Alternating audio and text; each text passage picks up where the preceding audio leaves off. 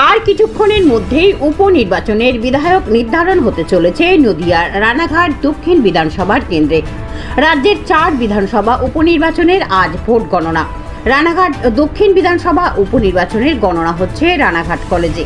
ইতিমধ্যেই গণনার জন্য প্রস্তুতি সেরেছে নির্বাচন কমিশন। ত্রিস্তরীয় নিরাপত্তা ব্যবস্থার মধ্যে দিয়ে আজ রানাঘাট কলেজে গণনা শুরু হবে। এখন দেখার এই কেন্দ্রের ফলাফল কি হয়। রানাঘাট দক্ষিণ কেন্দ্রের উপনির্বাচনে 28টি টেবিলে গণনা হবে। পোস্টাল ব্যালটের জন্য আলাদা টেবিল করা হয়েছে।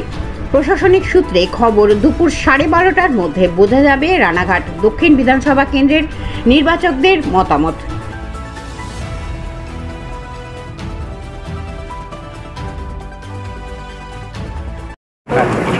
নমস্কার। আজ আমাদের 90 রানাঘাট সাউথ উপনির্বাচনের কাউন্টিং শুরু হতে চলেছে। আমরা সকলে এজেন্টদেরকে নিয়ে কাউন্টিং এজেন্টদেরকে নিয়ে সকাল সকাল সকলে আস্তে আস্তে উপনীত হচ্ছি এবং শান্তিপূর্ণভাবে সকলে মিলে মানুষের রায়কে আমরা আজ গণনা করব। তার সাথে সাথে আমরা প্রচণ্ড আশাবাদী যে মানুষ বিজেপির উগ্র হিন্দুত্ব এবং এক্সট্রিম ক্যাপিটালিজমের যে ভণ্ডামি এবং সিএর মাধ্যমে নাগরিকত্ব দেওয়ার চক্রান্ত করে নাগরিকত্ব কেড়ে নেওয়ার যে আইনে সিলমোহর দিয়ে সেটাকে সংবিধান সিদ্ধ করেছে বিজেপি, এর বিরুদ্ধে মানুষ রায় দিয়েছেন। নিশ্চিতভাবে আমরা আশাবাদী। আচ্ছা, প্রশাসনিক ব্যবস্থা কতটা রয়েছে? প্রশাসনিক ব্যবস্থা প্রশাসন তাদের মতন করবেন।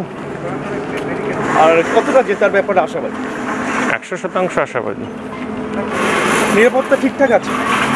হ্যাঁ, নিরাপত্তা তো ঠিকই আছে। সাংগঠনিক যে ব্যবস্থাপনা সেটাও ঠিক আছে? একদম সমস্ত ঠিকঠাক আছে। নির্বাচনের গণনা প্রশাসনিক কতটা ব্যবস্থা রয়েছে, কিভাবে কি নজরে দেখছি? আমরা আশা করব প্রশাসনের যা যা ব্যবস্থা নেওয়া প্রয়োজন তারা নেবে। আশা করি সেটা নিচ্ছে আর কি। গণনা কেন্দ্রে পহরা ঠিক মতো ছিল? হ্যাঁ ছিল। যেটার ব্যাপারে কতটা আশাবাদী? দেখা যাক, আর তো সামান্য সময়, এখন আর এইসব ভবিষ্যৎবাণী করে লাভ কি। আপনাদের কাউন্টিং এজেন্টরা তো আছে না? হ্যাঁ, সব ওয়েল ডেকোরেটেড, সব একদম রেডি। হ্যাঁ হ্যাঁ, বলো। আপনারা কি পোলিং এজেন্ট? আমরা সবাই polling agent, counting agent, polling agent তো না। কীভাবে কি আপনাদের কর্মসূচি রয়েছে? যেভাবে সাধারণত ভোট গণনার কাজ চলে সেভাবেই আমরা সবাই তো প্রত্যেকেই এখানে অভিজ্ঞতা সম্পন্ন কাউন্টিং এজেন্ট আছি। আমাদের পূর্ব অভিজ্ঞতা রয়েছে। কোথায় কি ডিউটি করেছে? আমাদের রানাঘাট কলেজে এক একজনের এক একটা ঘরে দায়িত্ব আছে, নির্দিষ্ট টেবিল আছে, কাউন্টিংয়ের দায়িত্ব আছে, গণনার দায়িত্ব আছে। দলের জেতার ব্যাপারে কতটা আশাবাদী? আমরা তো 100% আশাবাদী। ভারতীয় জনতা পার্টি নদিয়া দক্ষিণ জেলায় বরাবর জিতে এসেছে এবং আমরা জেতার ব্যাপারে 100% আশাবাদী। আপনার নাম? আমার নাম শুভদীপ পোদ্দার বাবুসোনা, রানাঘাট শহর মণ্ডল 2-এর সভাপতি। জয় আগে হোক, কাউন্টিং হোক, আমরা ফেয়ারলি সুস্থভাবে নো ভায়োলেন্সে বিশ্বাস করি এবং সেইভাবেই আমরা চেষ্টা করব। যদিও এখানে বজরং দলের উগ্র হিন্দুত্ববাদী গেরুয়া সন্ত্রাসীরা ঢুকেছে বিভিন্ন জায়গা থেকে, বিভিন্ন স্টেট থেকে, তারা বিশৃঙ্খলা তৈরি করার চেষ্টা করছে।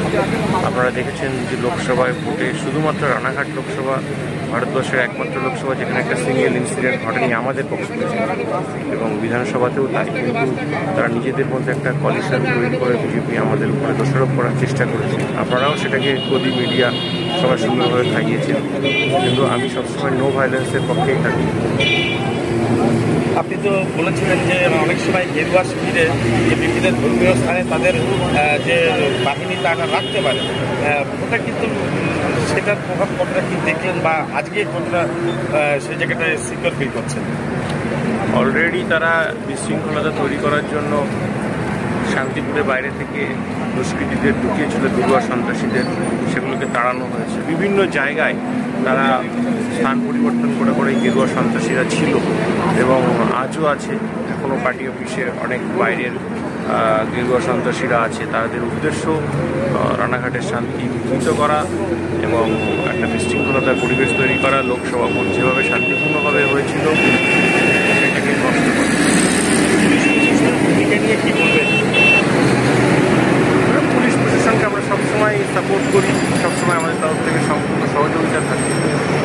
This channel does not promote any violent, harmful, or illegal activities. All content provided by this channel is meant for an educational purpose only.